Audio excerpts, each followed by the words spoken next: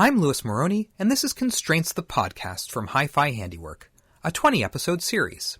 Each episode is a chat with a guest from a creative industry about a project obstacle they've experienced, viewed through the lens of project management's three constraints of scope, time, and budget. Further insights and commentary can be found in the show notes. We hope you enjoy the program.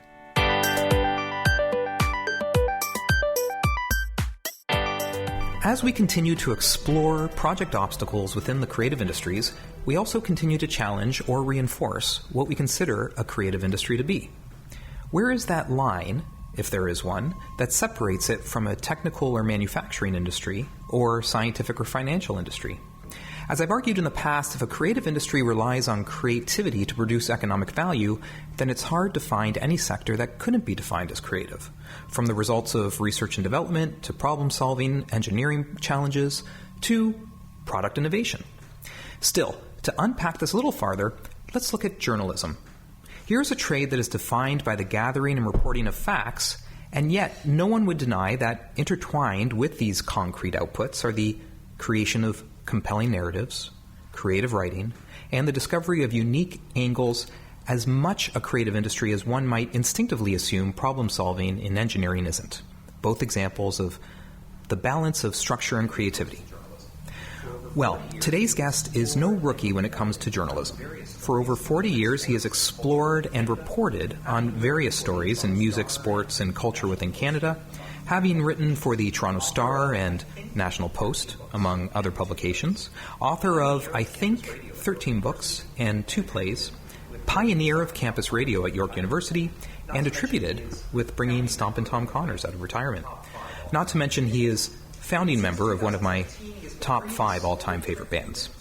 Since 2017, he has been bringing the slow print movement to the West End of Toronto with his periodical, The West End Phoenix, a local newspaper contributed to by local journalists and delivered to thousands of doorsteps, and he supports writers as one of a trio that make up Ballpoint Literary Agency. Dave Bidini, I'm looking forward to intertwining facts into a compelling narrative with you today. Welcome to Constraints. Well, thank you for that glowing introduction. Well, it's well-deserved, and I'm so pleased to be here. So, look, I'm going to jump right in because we want to talk about a project that you've experienced and an obstacle that you experienced within it. Yes. So what do you got? Oh, well, I think the whole, notion of like independent journalism, the whole project was an obstacle, frankly. And there, a large obstacle surrounded by small obstacles. When we started in 2017, not only as independent journalists and independent publishers, but print publishers. Everybody was and sort of still is, to a large extent, running in the different and opposite direction, right? Like everybody was rushing towards digital. Mostly in Canada, new journalism was digital journalism. Mm-hmm.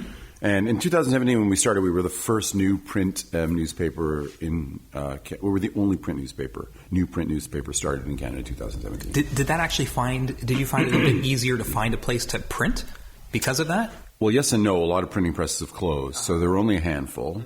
Mm-hmm. But we did find Weller Publishing in Etobicoke on Advance Road in Etobicoke in the suburbs here, an old Hungarian-run family print business. Les Weller was the printer. It was Weller Publishing. We found, we ended up getting, we have a printing patron.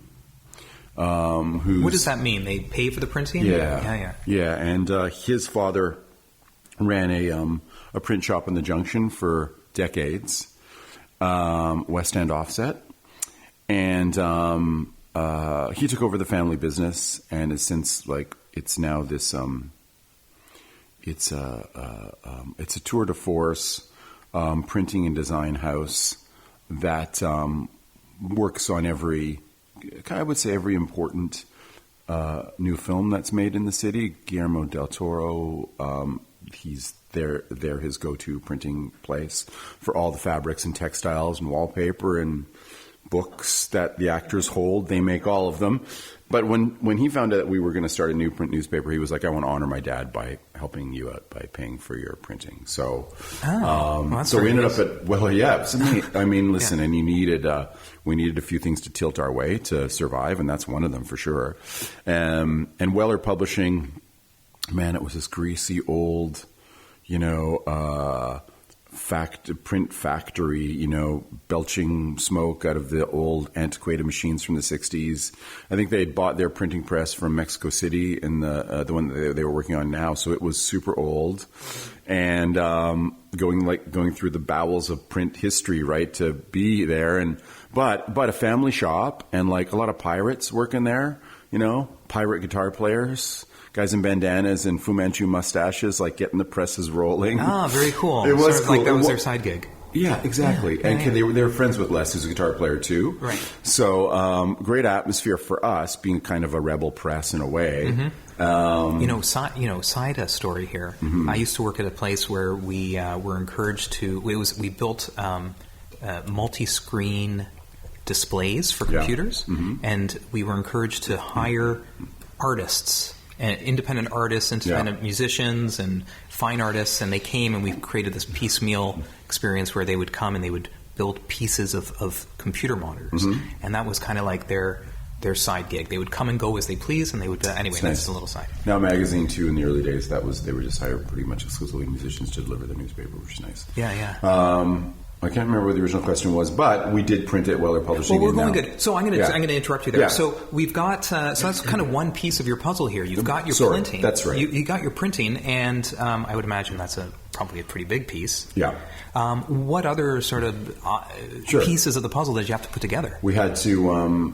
We needed another kind of good stories. We needed a home, and a place to set up shop.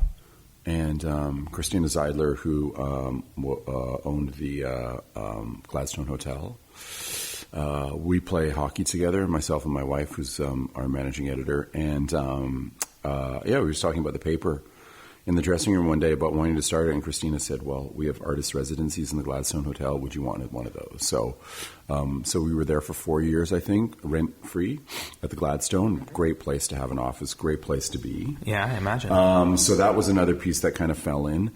And then, none of us had ever run a newspaper before.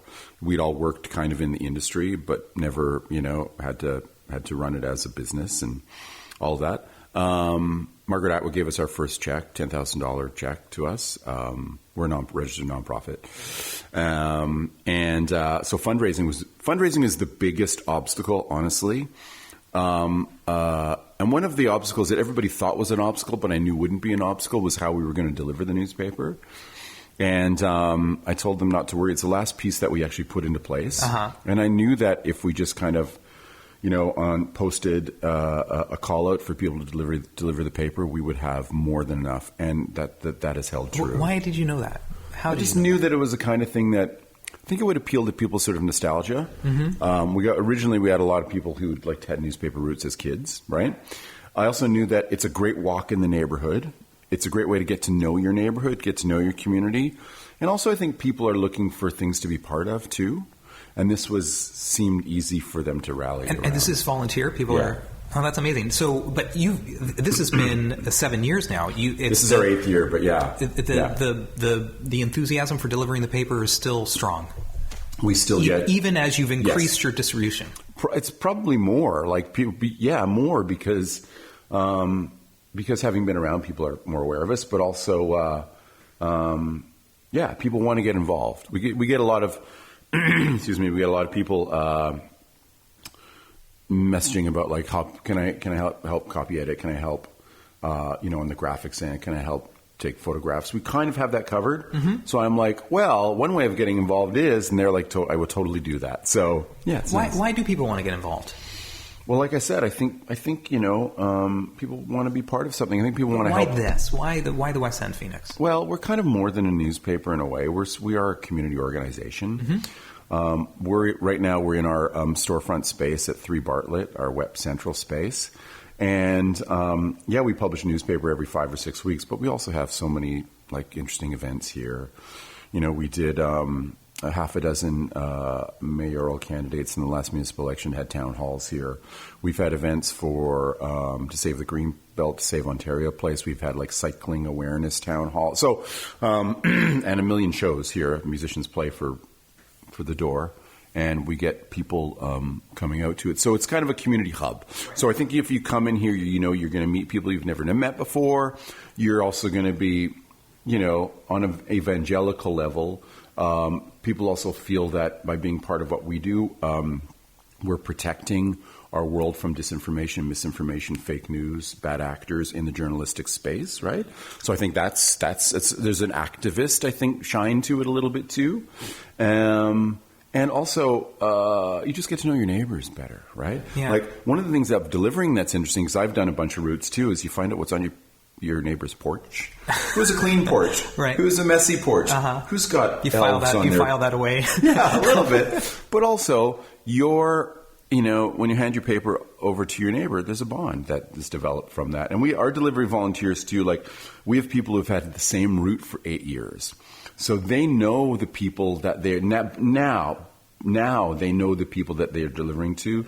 The people that they're delivering to expect them to arrive that Saturday morning between 8 and 11. Like one guy finishes his route by having a beer with his last drop off nice. and stuff. Yeah. So anyways, so that's, yeah. So this sense of community that you've built, which it would be hard for me to imagine that the full scope of what you've created is what you imagine. But is this kind of what the vision was, or did you just want to start a newspaper?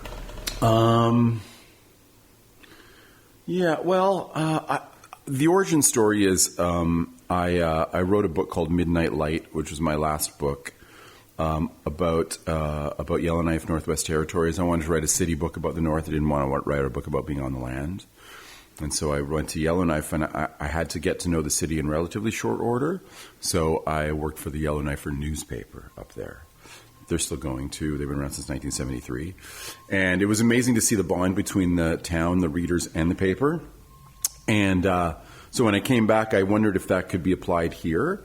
And found out that all the community newspapers have been bought by Metroland, and they've just been like gouged of all content. And so there was a real vacuum for that kind of thing.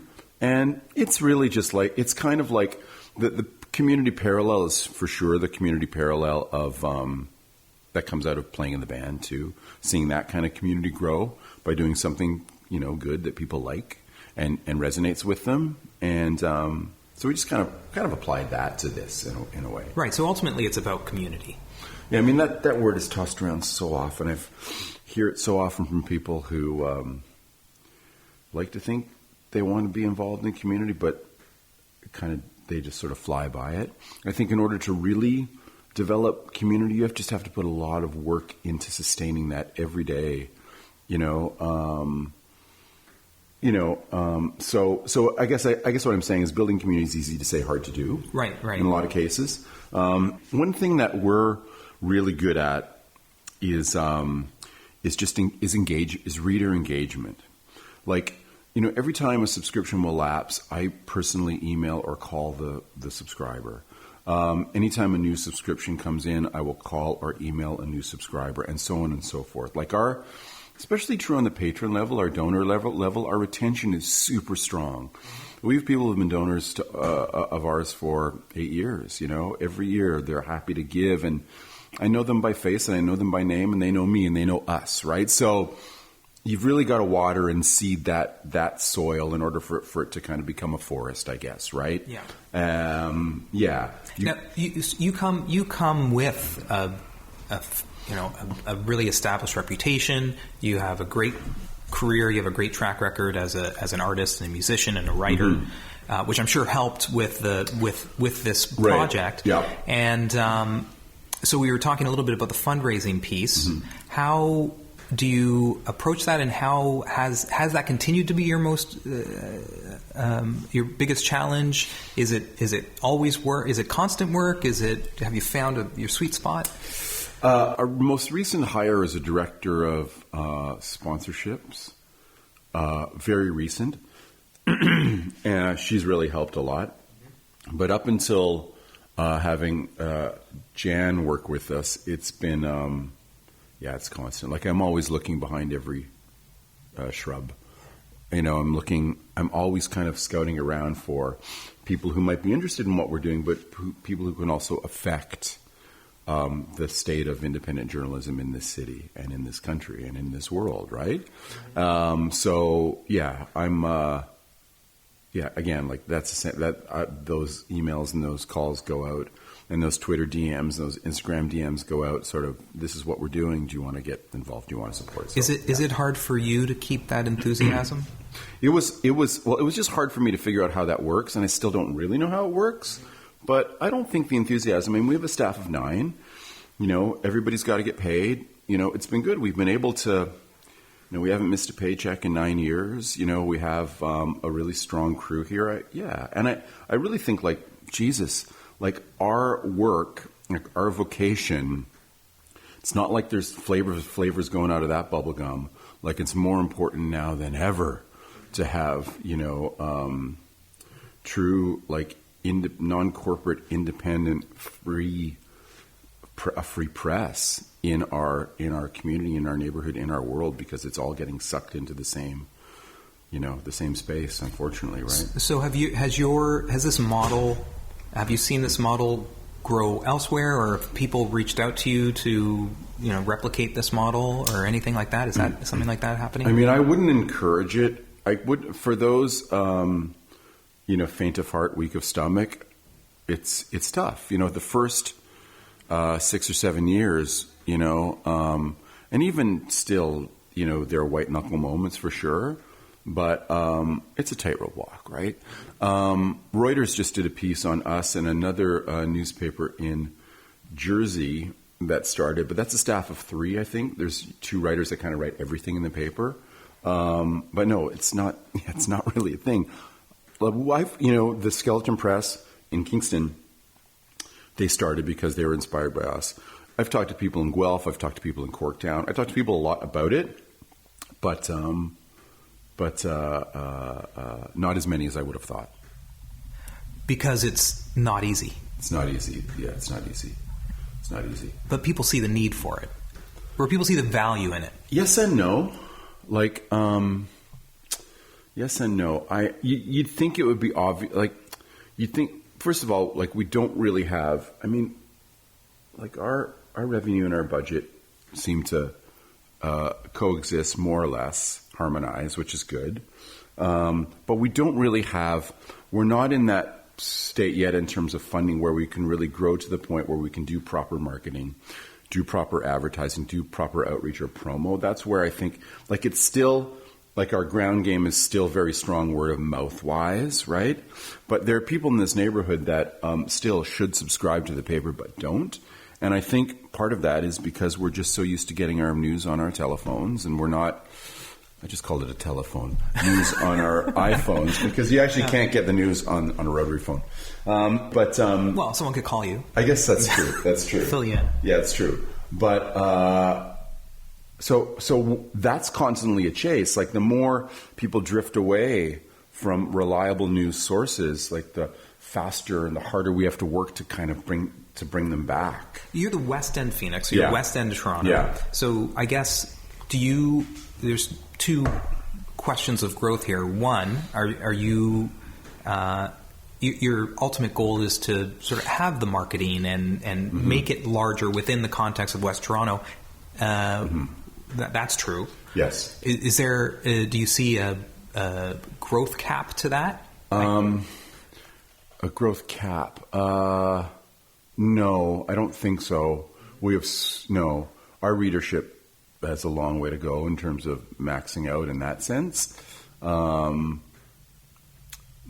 There's a lot of room to grow. And what about growing outside of West Toronto? We have in terms of news coverage, not necessarily distribution. Oh, okay. Well, yeah. Well, I don't know about news coverage, frankly, because like, I would go by the Village Voice every week. I didn't live in the West Village, but the writing was so strong, the photographs were so captivating, the layout was so beautiful. I had to read it. And the same is true for LA Weekly and The Guardian, back in the day when you would buy those print entities. So I think we actually mail about 800 a month. We mail across Ontario and across Canada and around the world too. We have some subscribers that live abroad, and they're drawn to the paper because it's good paper, right? So I think our focus can continue to be, but then again, like if we're writing about education or policing or health or housing in particular, every issue could be about housing.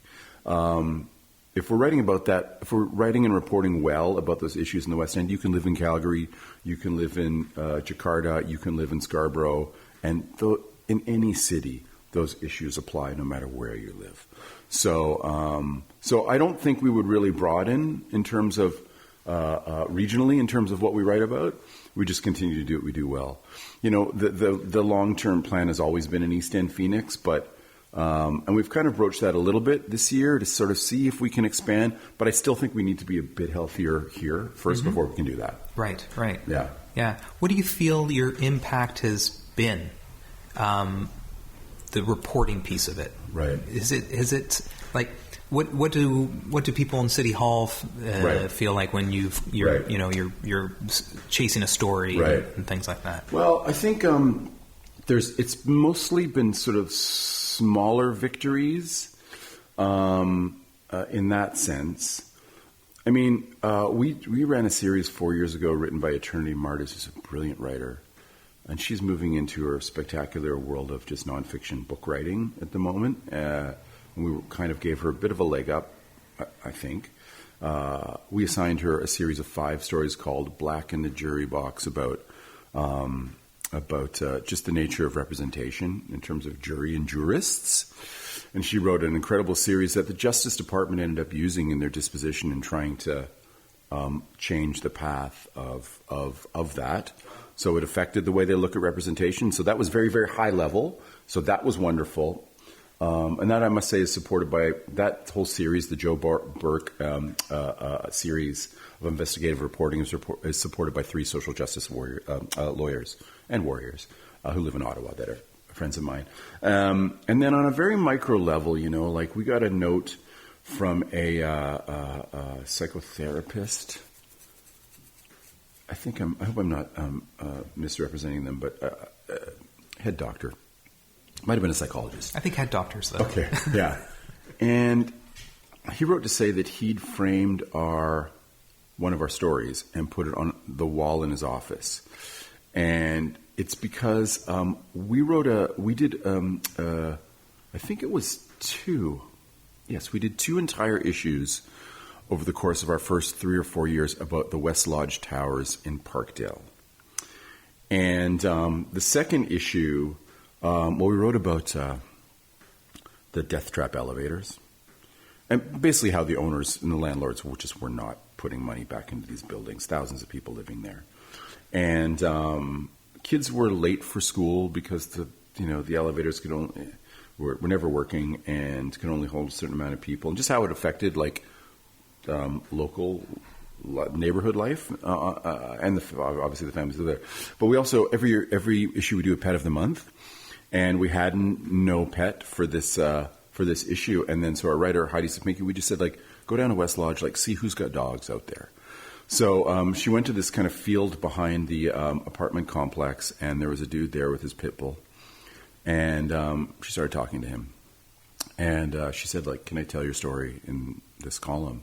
He was like, yeah, sure, whatever. So she wrote about his struggle with mental health and how those 15 minutes, 20, 30 minutes he spends with his dog are the only days that he really kind of feels free from himself. And Heidi's a, award-winning novelist. She's brilliant. She wrote this story, and the doctor, I think, was a subscriber, or somebody gave him a copy of the paper. He showed it to that person who was his patient, and he said the most amazing breakthrough happened with them. So those are the kind of stuff you never see coming, and you never think about the impact it's going to have. But it's nice to know that something beautiful resulted from that. Yeah, that is nice. Yeah. And I guess and they fixed the elevators. Oh, thank goodness. Yes. Well, that's good. Yes. So you make impact, and then there's just these unforeseen, beautiful results from your work. Yeah. If you were to have to, and I don't want to jinx anything or portend, but if you had to make decisions on restricting or focusing on specific things, what would be sort of in order the pieces of the puzzle that you would say, well, we've got to make sure we don't touch that and maybe adjust other things? In terms of the stuff we write about? In terms of the West End Phoenix, in terms of the company, in terms of the like, would you say, well, let's stop doing events for a while? What's your laundry list in terms of priorities? In terms of, I don't know if we're at a situation where we would like knowingly like stop. Like if we weren't in this space, I think we could probably still get by being a paper. This is kind of bonus having a storefront, right? And we like, it's fun for me, frankly, to like focus on, like to have a lot of different plates spinning, right? To have these shows here, to have shows even off-site, right? Which is what we do as well. And so that's, and we have 3 big events in the April that we're planning right now. Last spring we did an event called True Stories, where we had 3 days of conversations in here about mis and disinformation, how we process news, and just the digital climate in our times, and how to read the writing on the wall, and what to look for, and how to be more responsible as just like people who are interested in how we get our news. So we're going to do that again, and so that's something we're planning right now. We have another fundraiser we're planning for the spring also, and then I think we want to start a literary festival in the neighborhood as well. That's something that we're thinking. So all that stuff is fun. It makes it really lively and really interesting. Like we got to make sure the paper is good at the end of the day, I think, too, because that wins a lot of its own fans and brings a lot of readers. Like the events are great, but in terms of the percentage of the event, the percentage of people who end up signing on to the paper after they go to the events is a bit lower. The people that become, who come into our tent mostly come into our tent because they've read the paper, they've had it in their hands. Right. So we have to just kind of keep making sure that that's good. Okay, this is the final question. It's really just if you could just finish this sentence, right. And we'll be done. Creativity is? Anything. Great. Perfect. And everything. Well, Dave Bidini, thank you so much for joining me. That was really fun. Really appreciate it. Pleasure. Okay. Amazing.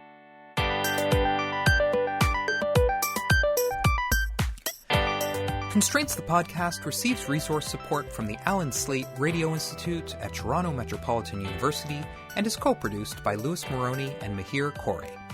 Please subscribe wherever you listen to your podcasts to automatically be notified when a new episode is posted. Also, follow us on Instagram at constraints_podcast.